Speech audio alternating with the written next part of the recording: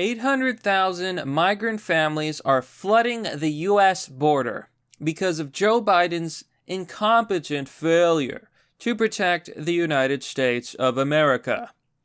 Hello, everyone. This is Mr. Obvious, and today we're going to be talking about the massive failures of the Democrats. You see, here on the Daily Mail, exclusive, influx of Russian, Syrian, and Iraqi immigrants are traveling to Mexico to cross the U.S. border. We are seeing a record-breaking amount of migrants flood into the country illegally, and many more seeking asylum. Now, when I say asylum, what I really mean is we have a bunch of people who are trying to come here to take advantage of our country, steal our resources, and make a nice little life for themselves. While Americans are suffering, Americans are losing their jobs, and American children aren't being fed. They've got no food on the table. And you're telling me that we're going to feed the mouths of all these foreigners? Oh, I know. There are a lot of bleeding hearts out there who want to help everybody, who want to live in this fantasy world where everybody can make it. Well, the truth is that's not true. Earth's resources are finite. America's resources are finite, limited. There's only so much to go around. And you would think that during such a time of economic despair that we would be protecting the borders. Trump was. Biden is not. Here it says, detention centers are being overwhelmed and forced to release this huge influx of people from Russia, Syria, the Middle East, and being forced to release them after 3 days without vetting. Now, folks, this is more of a rant. Smash a like button, subscribe, hit the bell notification icon, and share the video. The Biden administration is spending $3 million a day to house migrant families at the South Texas Family Residential Center in Dilley. Do you know how many American families that could feed? So let me get this straight.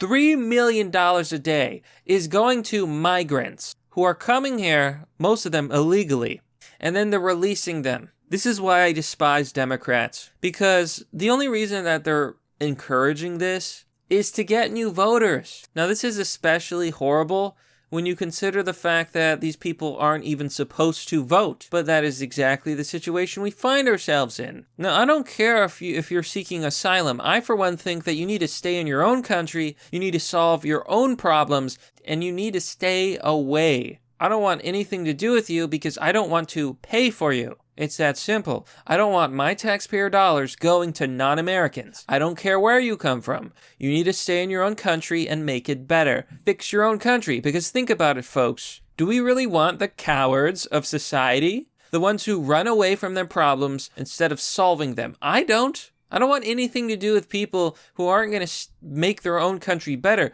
Because they're coming to America. They're not going to make America better. It's that simple. It's really simple logic. You don't want people who aren't even willing to fight for their own country. Period. So here on Breitbart it says, President Joe Biden's border agencies are preparing reception centers to help huge inflows of perhaps 800,000 family migrants this year, along with a record inflow of unaccompanied children and a growing wave of single men, according to media reports. So they're saying that these numbers may exceed or equal the record numbers of people who entered in 2019. This according to government data reviewed by the Washington Post. Officials are now racing to find facilities to help these families ahead of their release. So this is all a huge, huge disaster. This is why I do not believe in asylum. And I mean, it's very simple. Somewhere in the world, there are always people in some sort of crisis. We cannot simply let everyone in the country. We should not let anybody into the country. I believe that the only people who should immigrate to America are smart people, are talented people. I want rocket scientists. I want engineers. I want people who are actually useful, an asset to our society. Not a bunch of cowards and opportunists who want to come here and take our country from us. Once again, I do not care. See, isn't that powerful? Isn't it powerful to say that you just don't care? I don't. America has its own problems. We have our own problems. America is suffering. Times are hard. And you're telling me we're going to feed all these people when we can't even feed ourselves. What about our homeless problem? What about our homeless veterans? What about our veterans? What about our poverty-stricken American citizens? Biden is spending millions of dollars on these people and nothing for Americans. Are you kidding me? And why did this happen? Because the Democrats are basically inviting these people.